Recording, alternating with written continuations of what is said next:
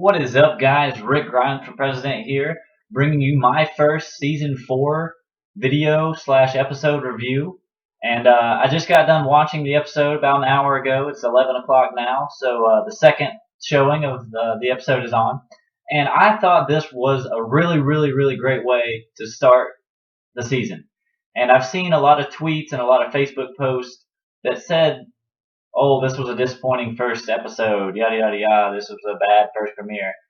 But you guys, and I'm not trying to bash on you or anything, but you can't expect anything crazy and people, you can't expect anything ridiculous to happen. I know it's The Walking Dead and ridiculous stuff happens, but you can't expect 20 people to die and zombies to invade the prison the first episode. I'm sorry, but things are different now.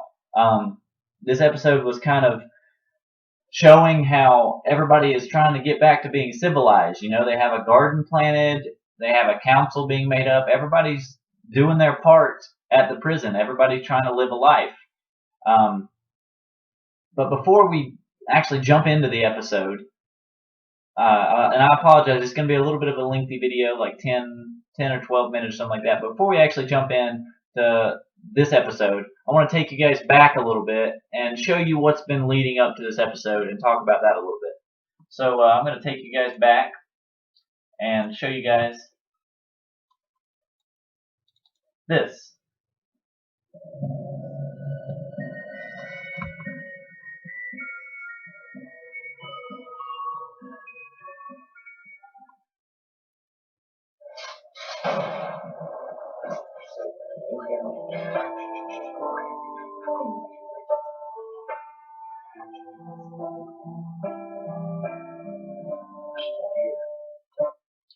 So to talk about that a little, I'm just kidding with you guys. I'm not going to go all the way back.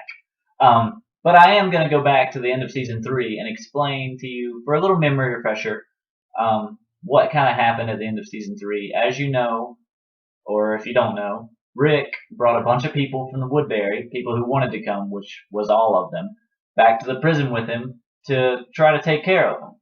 Because I feel like Rick wanted to step up and do something that he felt was right after everything that happened in season 3.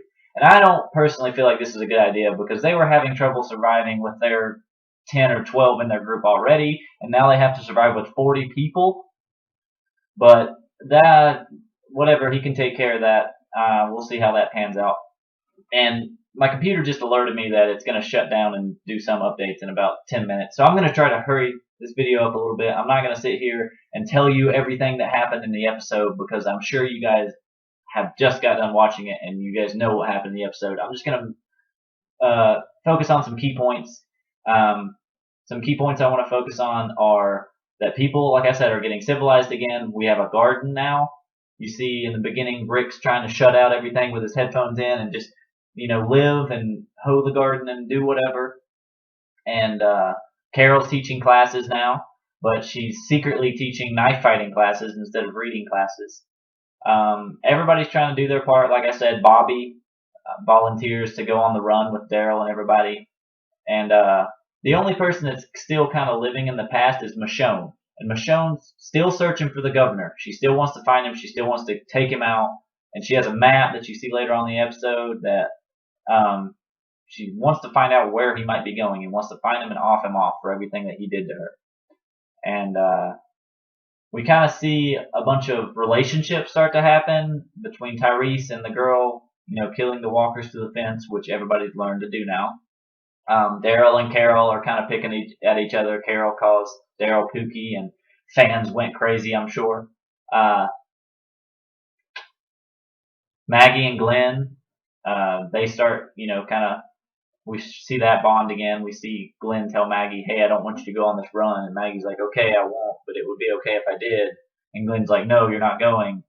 And later on in the episode, we find out Maggie's not pregnant. So that's good because we can't stand another baby in the prison after Judith, little baby Rick Shane. So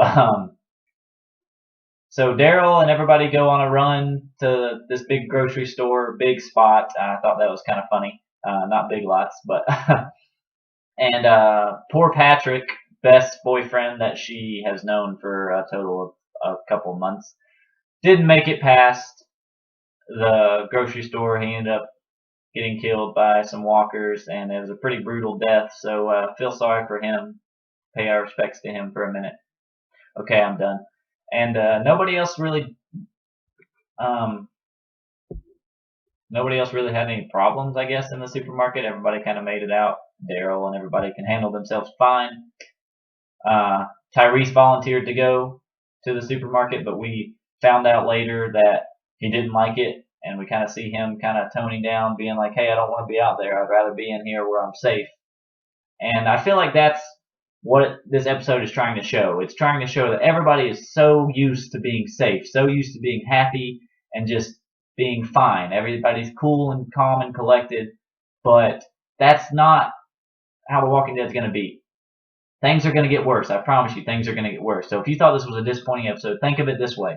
This was an episode to show how everybody's trying to get used to being civilized again. Nothing's been happening for a few months. They've been living life fine. Everything's been fine. Everything's been okay, guys. But things are going to get worse, and they're going to get worse very, very fast. And another key point I wanted to focus on was the crazy lady that took Rick to see her headed husband and ended up trying to kill him, and she ended up killing herself. That was a big thing. But the focus of that, I know that took a lot of the episode for her to lead him to her camp, but the focus of that was for Rick's 3 questions: how many walkers have you killed? How many people have you killed, and why? To focus that, and for also for her to get in Rick's head and basically explain to Rick that everything that's happened, you can't go back on it anymore. You can't go back on the decisions that you've made and everything that's happened. And this starts to get in Rick's head, and he starts to think about this more and more. As you see Herschel talking to him later, telling him, "Hey, you can go back from this. You can change. You can fix this." And Rick says, "No, I can't." And another thing about Herschel, he's walking now. You see, he's got a fake leg. Yeah, Herschel's back on 2 legs, guys. So no more hopping Herschel. And so the crap happened at the supermarket. Rick's went with some crazy lady out into the woods. Maggie's not pregnant. Carol's teaching knife classes. Everything's cool, calm, and collected until the end. At the beginning of the episode, you see that little Violet, the piggy's not doing too well, and you kind of guess why in the end that the pig had to do something with it. When the boy with the glasses, I'm not too sure on his name, I can't remember, but he doesn't feel good. He leaves story time, he goes to take a shower, and he just starts coughing. And I don't know if you guys noticed this, but he coughed all over their shower material. He coughed in the water. He coughed on the hose that where the water comes out, and he just was coughing. And then he fell over and busted his head, I guess. I know he died from the sickness, but he also died from the fall. I guess he hit his head and bled all over the place, all in their shower. And he started turning into a walker. And you guys might be like, "Ooh, he turned into a walker. He got sick. I wonder how that happened." And that's what I'm wondering too. You wonder if it's from bad food, if the pigs are sick, if it's from the food being bad, or if it's something that's airborne that's making everybody sick, and everybody's going to start hacking up lungs and whatnot here soon. So that's another thing you have to really, really focus on and look at it from a deeper perspective. Like, how is this going to affect them in the future? How are they going to get used to not having food to eat because they're worried it's going to make them sick or something like that? And also, you need to worry about there's a walker in the prison while everybody's trying to go to bed. This could turn out really bad. Like, he's going to be hungry when he wakes up, and there's people sleeping. Like, this can't be good. It's going to get worse from here. I promise you guys. Just look at things from a deeper perspective. Think about how it's going to affect characters in the future, and look at it that way. This is kind of a setup video for how everything's going to be down the long run. So you guys don't think of this as a disappointing episode. Think of it as an episode where people are being civilized, but not for long. Because at the end of the episode, you see, bam, things are going to get bad again. And my computer just alerted me again that it's going down in 4 minutes. So I'm going to end this video. I didn't want to sit here like I did in previous videos last season and tell you everything that happened in the episode, because of course you watched it if you're watching this video.